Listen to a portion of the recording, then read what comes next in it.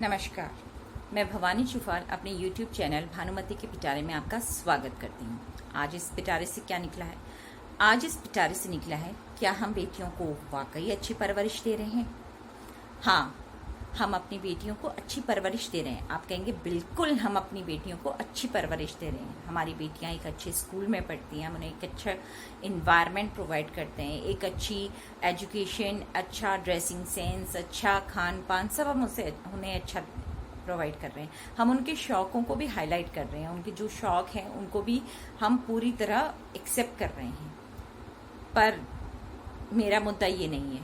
मेरा मुद्दा ये है कि हम बेटी और बेटी दोनों को अच्छे से परवरिश तो दे रहे हैं, इक्विवेलेंट परवरिश तो दे रहे हैं, पर क्या हम बेटियों को, जो बेटियों को परवरिश देनी चाहिए, वो परवरिश दे रहे हैं?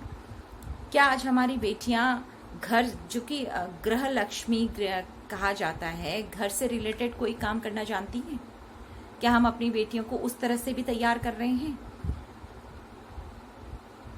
हम बाहर का सारा काम तो उन्हें सिखा रहे हैं, घर का काम कैसे? जिस तरह से सिचुएशन जा रही है, जिस तरह से हमारी सिचुएशन चल रही है, अगले कुछ सालों में हमें हाउस हेल्प तो मिलने वाली है नहीं। चलो ऑनलाइन चीज़ें अवेलेबल उन्हें हो जाएंगी, बट क्या ऑनलाइन चीज़ें इतनी रिलीवेंट हैं?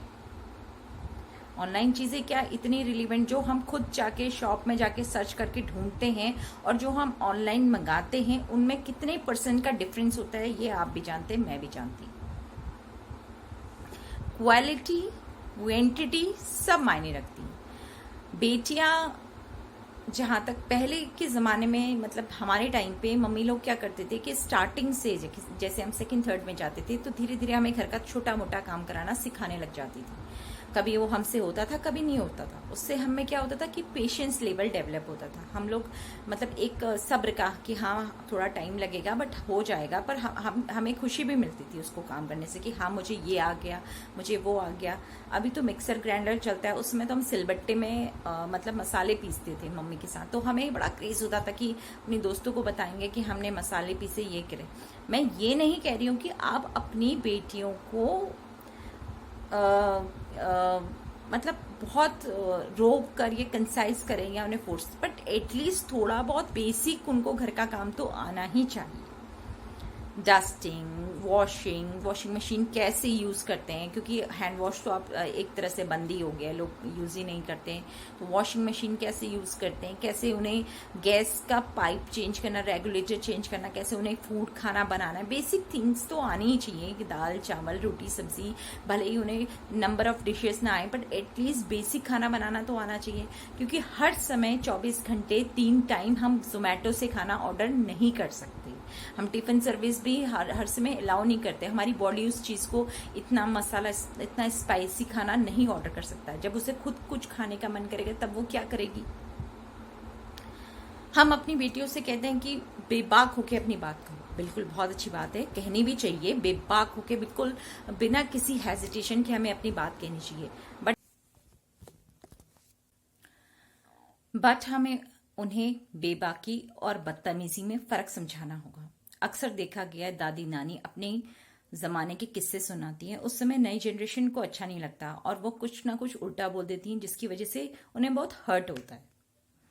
तो हमें ये समझाना होगा कि कहाँ पर उन्हें चुप रहना है और कहाँ पर उन्हें बोलना चाहिए। मतलब बोलने का सही तरीका, सही सलीका हमें उन्हें सिखाना पड़ेगा। कई बार देखा गया है कि बाहरी तौर पर तो इंडिपेंडेंट हो जाती हैं, पर जब वो घर आती हैं तो वो बिल्कुल हेल्पलेस हो जाती हैं, क्योंकि उन्हें घर का काम तो कुछ आता नहीं है। तो हमें उन्हें डोमेस्टिक लेवल पे भी इंडिपेंडेंट करना पड़ेगा, क्योंकि इन फ्यूचर जैसे अमेरिका वगैरह में डोमेस्टिक हेल्प नहीं मिलती है, वहां पर आपको खुद ही घर का सारा काम करना होता है। तो यही फॉर्मेट धीरे धीरे इंडिया में भी आ रहा है। तो इस तरह से हम अपने बच्चियों को अपाहिज तो नहीं बना सकते।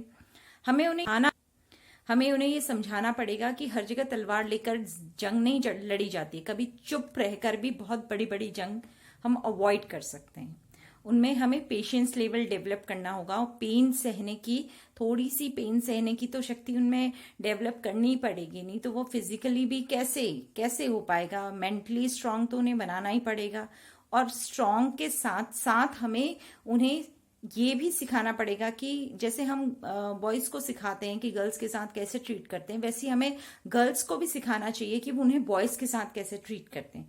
ऐसा नहीं कि हमेशा गलती बॉयज की ही होती, कभी कभी गर्ल्स भी मिसबिहेव करती हैं। तो बिहेव और मिसबिहेव का डिफरेंस उन्हें समझाना पड़ेगा। हमें उन्हें इंटरनल ब्यूटी से बिल्कुल अवगत कराना होगा कि वो इंटरनल ब्यूटी को पहचाने। एक्सटर्नल ब्यूटी सब कुछ नहीं होती। एक्सटर्नल ब्यूटी तो एक टाइम के बाद ढलने लगती है, क्योंकि आजकल जो टिकटॉक वगैरह है ये इन्फ्लुएंस करते हैं कि आपके लुक्स अच्छे होने चाहिए, आप बहुत प्रेजेंटेबल, हमेशा अच्छा दिखकर ही काम नहीं बनता है। कभी नॉर्मल दिखने के बाद भी इंसान अच्छे काम कर सकता है, ये हमें उन्हें बताना पड़ेगा। हमें उन्हें एक्सटर्नल ब्यूटी से ज्यादा इंटरनल ब्यूटी की तरफ फोकस करने के लिए उन्हें समझाना होगा। ये सब हम तभी कर सकते हैं जब हम उन्हें स्टार्टिंग से ही ये सब कुछ समझाएं। मुझे पता है कई लोग मेरी इस बात से इत्तेफाक नहीं रखेंगे, बट आप देखिए तो सही कि इसका रिजल्ट क्या रहता है, लॉन्ग लास्टिंग रिजल्ट्स क्या रहते हैं। हमें पहले से ही बच्चे को उसी सांचे में ढालना पड़ेगा। जब खड़ा बन रहा होता है तभी इसको पीट पीट कर एक सांचे में डाला जाता है। जब वो अच्छी तरह पककर तैयार हो जाता है उसके बाद उसे सांचा नहीं दिया जा सकता। इसलिए हमें अपनी बेटियों को सांचे में अभी से ढालना होगा, ताकि वो एक एक अच्छे समाज का निर्माण करें, ताकि वो एक अच्छी परवरिश अपने बच्चों को दे पाए।